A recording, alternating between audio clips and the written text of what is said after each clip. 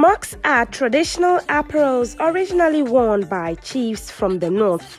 It is a mixture of dyed and undyed cotton handloom strips woven from yarn.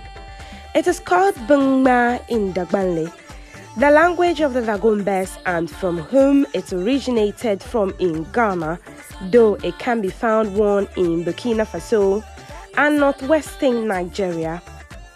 It is now worn by men and women with styles made just for women. In modern times, the smock is not only worn by chiefs, but by local folk, and in more recent times, by Ghanaians and non-Ghanaians for official and celebratory functions. The government of Ghana, in promoting local attire and made in Ghana goods, stipulated that Fridays are Wear Ghana days, and so African fabric clothes should be worn, including smocks, to in turn boost the local textile and weaving industry.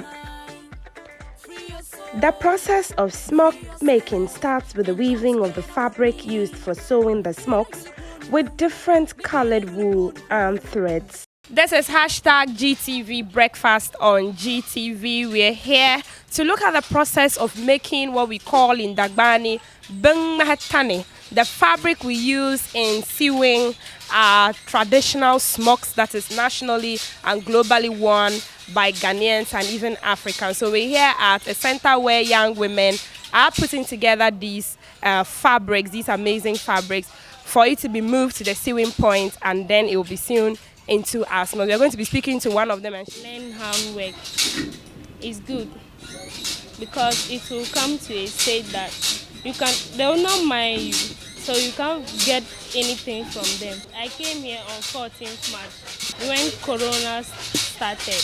I was in SS Form 2 and Corona came, so I decided to come and join weaving. I plan to learn how to teach on the university and still do weaving on the side.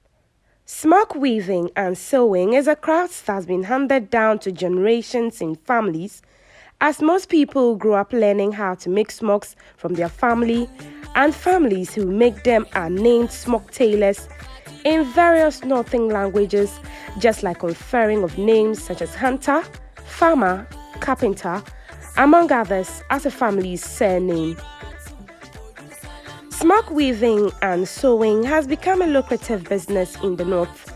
A lot of parents in recent times therefore enroll their children to learn how to sew or weave smocks, in addition to acquisition of formal education. Yakubu Yusuf, popularly known as Salaji, who has an interesting life story of how he started smock sewing and the different types of smock fabrics, the tribes they are from, and how the sewing is done, takes us through how a smock is put together. I used to be a taxi driver, but recently, the influx of the commercial tricycles rendered taxi business almost extinct. And so, in order to survive, I traveled down south to work. However, when I was down south, I saw and appreciated the demand for smocks. So I decided to come home to learn how to sew a smock under a master in smock sewing. I also enrolled my wife in weaving of the smock fabrics. This fabric sews the cloth we use to clothe the dead, or the undercloth for the smock. What you see is the woven fabric for the smock. These are the Gonja smock materials. The difference between the Dagomba and Gonja smocks is that the Gonja smocks are mostly dyed and very colorful. However, one has to be cautious when laundering it, but the Dagomba ones are mostly just the checkered ones, likened to the guinea fowl feathers, and are mostly in blue and white or black and white. There's a lot of patronage for the smock these days, from retailers down south and customers.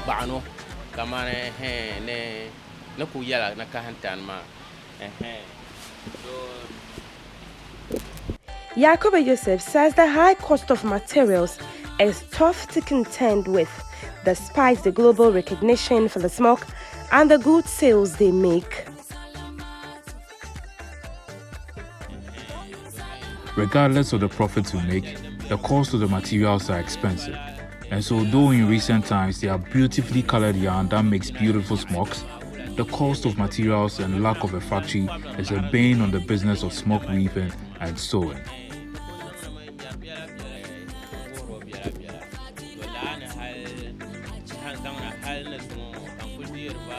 I take much joy in training young children who come to learn how to sew the smocks when they are on break from school, because one does not know what will grant them job opportunities in future.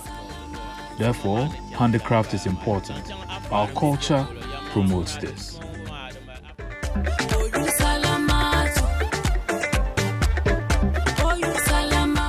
To learn work, yes, I am happy working. I like social studies. When I'm close to and come here, I'll vie for love. As we end Heritage Month, do continue to wear your smock and Ghana wear and project our rich cultural heritage to the world, because our culture is our identity. It is who we are. Dagombe say, Abazan de Anuzan Tertayanga, meaning you do not use your left hand to point at where you are from.